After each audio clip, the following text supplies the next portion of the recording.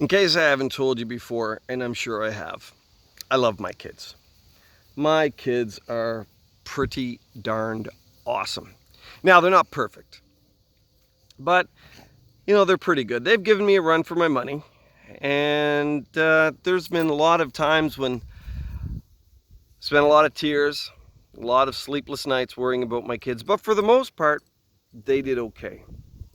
And what I'm discovering is they're doing okay because they listened to a lot of the advice their mother and I gave them growing up. Now, they didn't always. Sometimes they didn't listen to our advice, and they discovered that we weren't giving them instructions to hurt them, but we were trying to save them. For example, Michael told him, Mike, you can't date until you're 16 years old. Well, when he was 14, of course, he fell in love. This was the one. He's going to love her forever. And I said, dude, this is what's going to happen.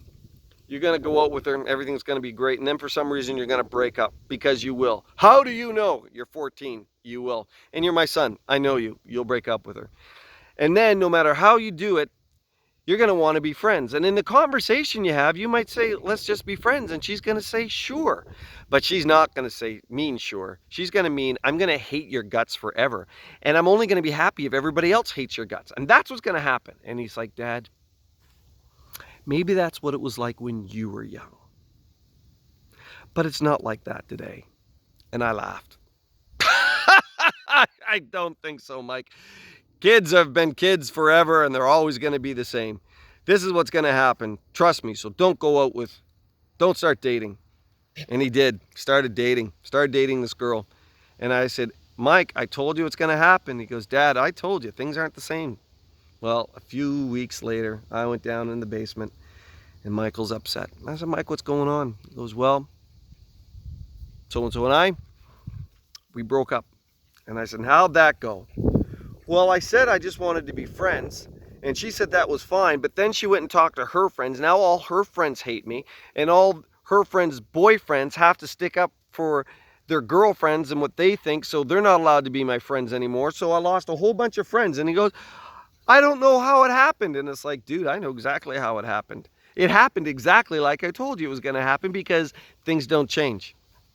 And I know that times do change and there are a lot of things that are changing, but the general principle of humanity doesn't change. This is how God created us. This is how God wired us. And this is how things have always gone and probably always will because it's part of our nature. Now, it's not all good nature, but it is what it is. People aren't perfect and people hurt each other and people do these things. So God gives us examples and said, follow this pattern of behavior, do this. And we look at God and say, God, it's not like that anymore. Things have changed. We've developed. We've evolved. We're better.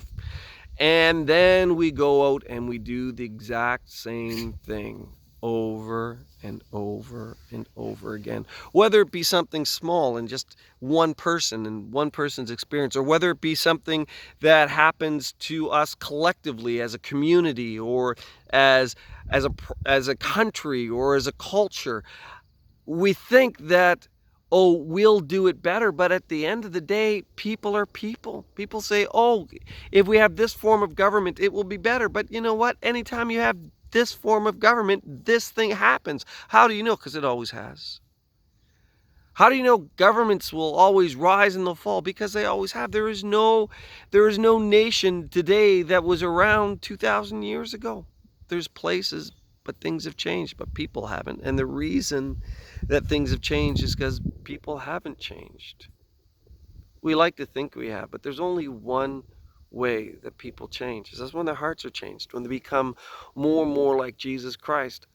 And unless we're all striving to be like Christ, and we're all listening to his word, and we're all following his example, we're all going to deal with the consequence of sin.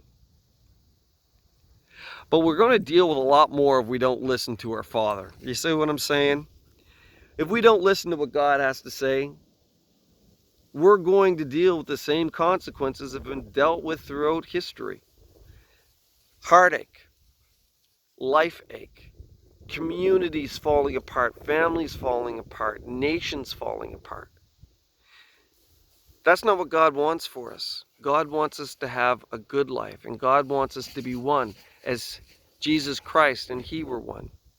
That doesn't mean that we're the same, but that does mean that we have a oneness of spirit and of mind.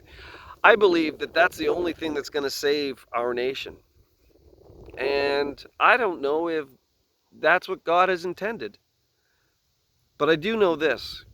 God has called me to be obedient. And if I follow what my Father says, I'm going to avoid a lot of heartache and pain. And you will too. So if that's been an encouragement to you, follow the path that's been laid out for you, that's been walked by those that are the great cloud of witnesses that we're surrounded by. Follow them. Follow Christ. And He'll lead you in the way everlasting. Hope that's been encouragement to you. Have a great day.